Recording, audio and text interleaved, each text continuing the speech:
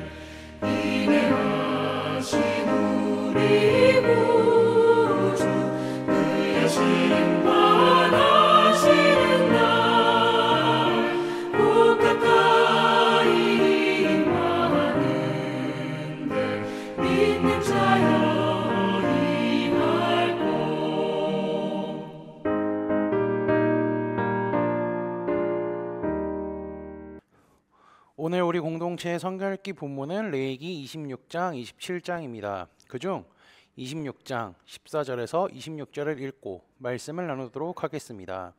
그러나 너희가 내게 청종하지 아니하여 이 모든 명령을 준행하지 아니하며 내 규례를 멸시하여 마음에 내 법도를 싫어하여 내 모든 계명을 준행하지 아니하며 내 언약을 배반할진대 내가 이같이 너희에게 행하리니 곧 내가 너희에게 놀라운 재앙을 내려 폐병과 열병으로 눈이 어둡고 생명이 쇠약하게 될 것이요 너희가 파종한 것은 헛되리니 너희의 대적이 그것을 먹을 것이며 내가 너희를 치리니 너희가 너희의 대적에게 패할 것이요 너희를 미워하는 자가 너희를 다스릴 것이며 너희를 쫓는 자가 없어도 도망하리라.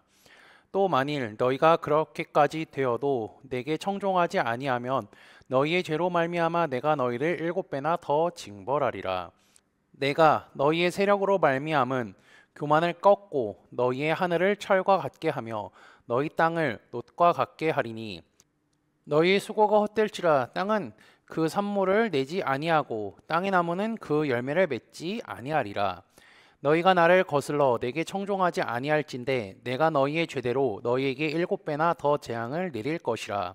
내가 들짐승을 너희 중에 보내리니 그것들이 너희의 자녀를 움키고 너희 가축을 멸하며 너희 수요를 줄이니 너희의 길들이 황폐하리라. 이런 일을 당하여도 너희가 내게로 돌아오지 아니하고 내게 대항할진대 곧 나도 너희에게 대항하여 너희 죄로 말미암아 너희를 7배나 더 치리라. 내가 칼을 너희에게로 가져다가 언약을 어긴 원수를 갚을 것이며 너희가 성읍에 모일지라도 너희 중에 연병을 보내고 너희를 대적의 손에 넘길 것이며 내가 너희에게 의뢰하는 양식을 끊을 때에 10여인이 한 화덕에서 너희 떡을 구워 저울에 달아 주리니 너희가 먹어도 배부르지 아니하리라. 아멘. 레위기 26장은요 신명기 28장의 복과 화에 대한 내용과 비슷한 점이 있습니다. 레위기 26장은 이 법전의 마무리 부분이죠. 26장 마지막 절을 보면 우리는 확인할 수가 있습니다. 이것은 여호와께서 시내산에서 자기와 이스라엘 자손 사이에 모세를 통하여 세우신 규례와 법도와 율법이니라. 26장을 이제 나눠보자면요 세 부분으로 나눌 수 있는데요. 서론인 1절과 2절, 그리고 복을 이야기하는 4절에서 13절, 그리고 화에 대해서 말하는 것은 14절에서 46절까지입니다. 신명기 28장과 마찬가지로 복 부분은 짧고 화 부분은 무척 긴 것을 우리는 알 수가 있죠. 서론인 1절과 2절은요 레위기 19장의 내용을 가져오는데요. 한번 비교해 보시기 바랍니다. 너희는 헛된 것들에게로 향하지 말며 너희를 위하여 신상들을 부어 만들지 말라. 나는 너희의 하나님 여호와이니라. 그리고 2절은요 레위기 19장 30절을 그대로 반복하고 있습니다. 그 다음 부분인 4절에서 13절은요 예레미야 34장 24절부터 31절과 많이 닮았습니다. 특히 언약이 중심에 있다는 것을 우리는 확인할 수가 있죠. 그리고 비가 상징 언어입니다. 또한 평온과 안전도요 그 결과로 따라오게 되죠. 그리고 그렇게 된 근거 역시 출애굽입니다. 하나님께서는요 이스라엘의 하나님이 되시고 이스라엘은 그분의 백성이 되게 하시려는 것이 하나님의 목적이죠. 이어서 화를 말하는 14절에서 45절의 내용을 보면 신명기 28장 15절부터 68절과 비슷하며 화를 자초하는 일을 하게 되면요 어떻게 되는지 그 결과가 신명기 11장 13절에서 17절을 보면 또 나와 있습니다. 그분의 말씀을 들으면요 비를 내리시지만 말씀을 듣지 않으면 하늘을 닫아버리시겠다고 하는 거죠. 그러나 다른 점은요 하늘을 닫아서 비가 내리지 않게 하시라는 것이 아니라 이것을 말씀하시는 것은 이스라엘을 훈련시키기 위함입니다. 14절 15절을 보면 하나님께서는요 가나안 땅에서 이스라엘 백성들이 하나님의 말씀에 순종하지 않게 될 것을 전제로 이야기하고 계심을 우리는 확인할 수가 있습니다. 이 전제로 어떠한 결과가 나올지 하나님은 말씀하시는 거죠. 이어서 16절을 보면 병이 생기고 그들이 파종한 것은 헛되리니 대적이 먹을 것이라고 합니다. 이러한 일이 많이 일어났던 때가 있었죠. 언제일까요? 사사시대입니다. 우리가 작년에 사사기 성경 공부를 하면서 배웠지만 하나님을 잊어버리고 떠난 이스라엘은요 주변 민족의 침입을 받았고 음식을 제대로 먹지 못했죠. 사사 중에 한 명인 기드온이 하나님의 부르심을 받기 전에 어디에서 밀을 타작하고 있었는지 기억하시나요? 포도주 틀에 숨어서 타작을 했던 것이 기억이 나실 것입니다. 왜 그가 숨어서 밀을 타작했냐면 대놓고 타작을 하면 대적들이 와서 약탈해 갔기 때문이죠. 레위기서와 사사기서는요 시간적인 차이가 분명히 존재합니다. 하나님께서는 몇백 년 뒤에 일어날 일의 상황을 아시고요 그들이 하나님의 말씀에 순종하며 살지 않을 경우 어떻게 될지 말씀해 주신 것이죠. 게다가 하나님은 농작물을 수확하는 땅에서 땅의 소산을 얻지 못할 것이라 말씀하셨습니다. 너희의 수고가 헛될지라 땅은 그 산물을 내지 아니하고 땅의 나무는 그 열매를 맺지 아니하니라. 우선은 이 20절 앞에 19절 말씀을 한번 잠깐 보시겠어요? 보면요, 하나님께서 하늘을 철과 같이 하며 땅을 녹과 같이 하게 하신다 말씀하셨죠. 이거는 땅에 비가 내리지 않을 뿐더러 땅이 말라서 녹과 같이 딱딱하게 될 것을 의미합니다. 하늘과 땅이 이러한 상황에 처하면요, 나무는 소산물과 열매를 맺지 못하게 되죠. 게다가 21절을 보면 하나님이 무서운 말씀을 하고 계시는데요. 너희가 나를 거슬러 내게 청종하지 아니할진대 내가 너희의 죄대로 너희에게 7배나 더 재앙을 내릴 것이라. 하나님께서 7배의 재앙을 내리신다고 합니다. 여기서 7배의 재앙을 내리신다는 것은요, 진짜로 7배의 재앙이 아니라 완전수 7을 생각하셔서 반드시 재앙이 내릴 것이라 생각하시면 됩니다. 근데 따지고 보면요, 하나님이 내리시는 재앙이나 하나님이 7배나 더 강하게 내리시는 재앙이나 사람들에게는 그냥 큰 재앙으로 느껴질 수밖에 없습니다. 그뿐 아니라 하나님께서 성경에 말씀하신 것은 반드시 이루어질 것이기 때문에 재앙이 내려질 것이죠. 그분은 말씀을 지키시는 분이기도 하지만 자기 백성을 사랑하시기도 하는 분이기 때문에 깨닫게 할 수 있는 여러 장치를 만들어 주십니다.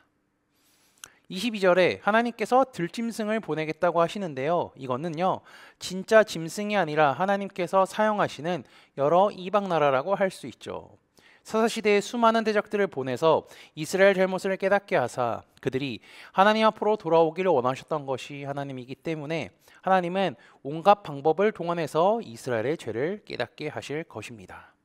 그럼에도 불구하고 이스라엘은 또 깨닫지 못할 것이라 하나님은 말씀하시죠. 그래서 24절을 보면 하나님께 대항하는 백성들을 향하여서 7배나 더 치시겠다고 하는데 이건 역시 반드시 칠 것이라는 것을 의미합니다.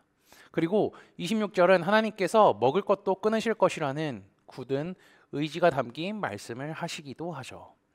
이처럼 하나님은요, 복에 관하여서는 짧은 내용을, 화에 대해서는 매우 길게 말씀하셨습니다.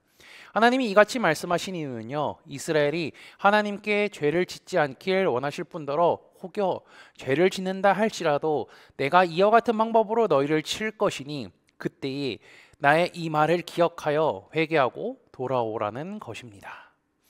그래서 우리는요, 하나님을 공의의 하나님이라고 하지만 또 사랑의 하나님이라고 할 수 있는 것입니다. 죄를 지은 이스라엘은 하나님께 벌을 받게 됩니다. 사람 역시 마찬가지죠. 하지만 그 벌은요, 하나님께서 깨닫고 돌아오라는 일종의 사랑의 벌이기도 합니다. 사랑하기 때문에 하나님은 이런 벌을 내리실 거라는 것도 알려주셨죠. 그리고 이거는 깨닫게 하는 신호이기도 합니다. 이스라엘은 가나안 땅에서 하나님의 말씀을 기억하며 살아야 하죠. 추악하고 죄악이 가득한 그 땅에서 하나님의 말씀대로 사는 것은 참 쉽지 않습니다. 그리고 연약한 인간이기 때문에 죄를 지을 수 있습니다. 하지만 하나님은 제사제도를 통하여서 죄를 처리할 방법을 알려주셨을 뿐 아니라 죄를 지어 심판을 받고 벌을 받는다 할지라도 죄를 고백하고 회개하면 다시 돌아올 수 있다는 사실도 알려주셨죠. 그렇다고 해서 이를 악용해서는 안 됩니다. 하나님은 이스라엘 백성들에게 이렇게 말씀하셨기 때문이죠. 나는 너희의 하나님이 되려고 너희를 애굽 땅에서 인도하여 낸 여호와라. 내가 거룩하니 너희도 거룩할지어다. 거룩하신 하나님의 백성은요, 하나님의 자녀는 정결하고 깨끗하게 살아야 합니다. 죄는 쳐다보지도 말아야 하죠. 이것이 하나님께서 원하시는 것이며 그렇게 살아가는 자가 하나님의 백성, 하나님의 자녀라고 할 수 있는 것입니다. 이 레위기 11장 45절의 말씀이 레위기서의 핵심 주제라고 할 수도 있죠. 오늘까지 길고 길었던 레위기의 말씀이 끝났습니다. 하나님께서 레위기서를 주신 이유와 목적에 대해 생각하시며 거룩하신 하나님의 자녀로 그분의 말씀에 순종하여 거룩한 하나님의 자녀로 살아가는 코너스톤 믿음의 형제자매들이 되시기를 주님의 이름으로 축복합니다. 다 함께 찬송가 430장 찬양하시겠습니다. 주와 같이 일하는 것 즐거워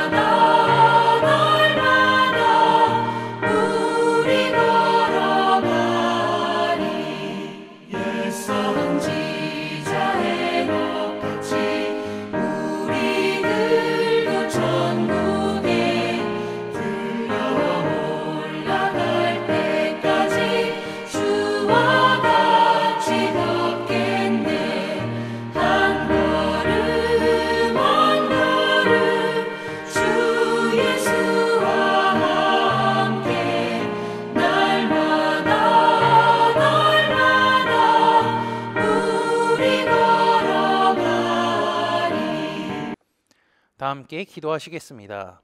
거룩하신 하나님 아버지, 우리를 사랑하사 예수 그리스도를 통하여 더러운 죄를 처리해 주시고 자녀 삼아 주심에 감사합니다.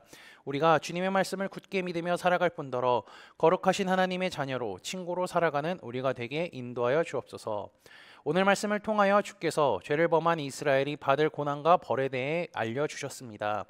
하나님께서 이 같은 벌을 주시는 이유는 죄를 깨달아 회개하여 하나님 앞으로 돌아오게 하기 위함임을 깨닫게 하시고, 하나님께서는 공의와 사랑이 함께 하시는 분임을 깨달아 살아가는 우리가 되게 인도하여 주옵소서. 지난주 말씀을 기억하며 기도합니다. 하나님께서 우리를 자녀로 불러주심에 감사할 뿐더러 우리를 부르신 하나님이 어떤 분인지 성경 말씀을 통하여서 깨닫게 하시니 감사합니다. 아울러 주님의 말씀을 믿고 살아가는 우리를 한 가족이라고 말씀해 주셨으니 우리 코너스톤 공동체가 서로를 사랑하고 기도할 뿐더러 서로를 위하여 격려하여 흔들리지 않는 믿음으로 살아갈 수 있게 돕는 부르심을 받은 공동체로 살아가게 인도하여 주옵소서. 예수 그리스도의 이름으로 기도합니다. 아멘. 이 시간 합심으로 기도할 제목들을 나눕니다. 먼저 형제 자매들의 고통을 위해 기도하시고요. 복음을 듣고 구원받는 사람이 많아지기를 위해 기도하시기 바랍니다. 교회를 이끌어 가시는 사랑하는 담임 목사님과 사역자들을 위해 기도해 주시기 바라며, 오늘 진행되는 목회자 세미나를 위해, 소그룹원들을 위해, 환우의 건강과 회복을 위해 각자 가지고 계신 기도의 제목들을 놓고 기도하시기를 바라며, 오늘도 주 안에서 승리하십시오.